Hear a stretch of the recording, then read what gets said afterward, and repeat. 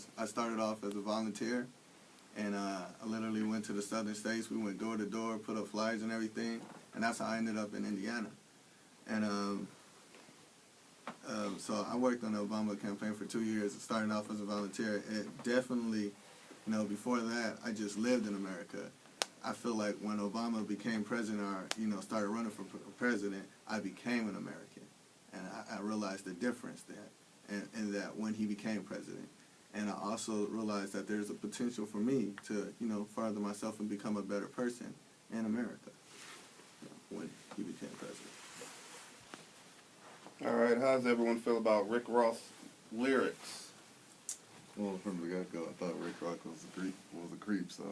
I mean, I never liked him in the first place. I mean, why so? Like, in the What made him a creep? I mean, down south? one started it off like in the beginning of every song. It sounded like he's talking to Loogie, and all that kind of thing. So I mean, everyone has a trademark. Yeah, and that's the one he chose, where he sounds like a fat guy rapping. Oh my God. Well, hey, he's getting paid though.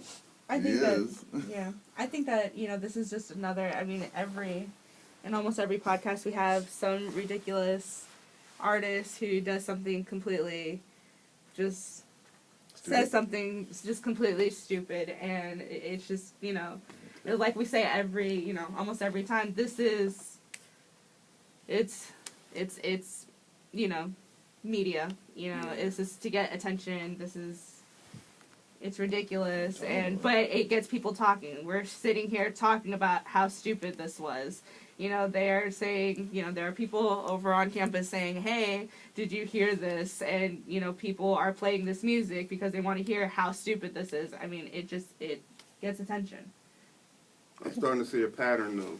Yeah, they're all from down south. Trinidad, African American. I just think people up north don't understand them. You had Michael Vick first, then Lil Wayne, and now Rick Ross.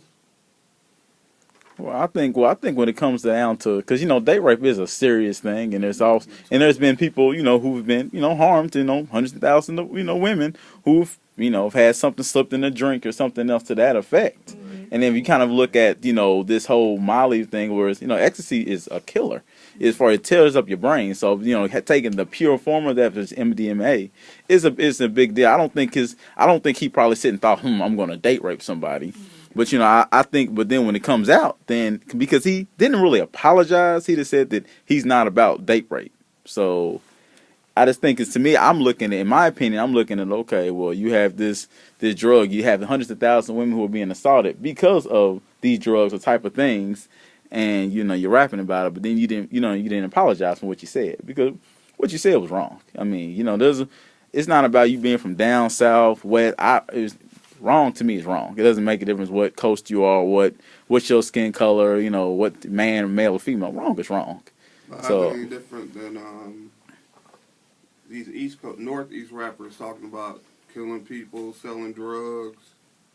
I mean, selling crack to somebody does just as much, if not more damage. I think as far as this issue goes, it's not so much about the selling drugs and the thing. I think it's about how we promote the world's negatives in this type of music. Mm-hmm. So anytime somebody says something negative, it's always way more promoted, and we sponsor it.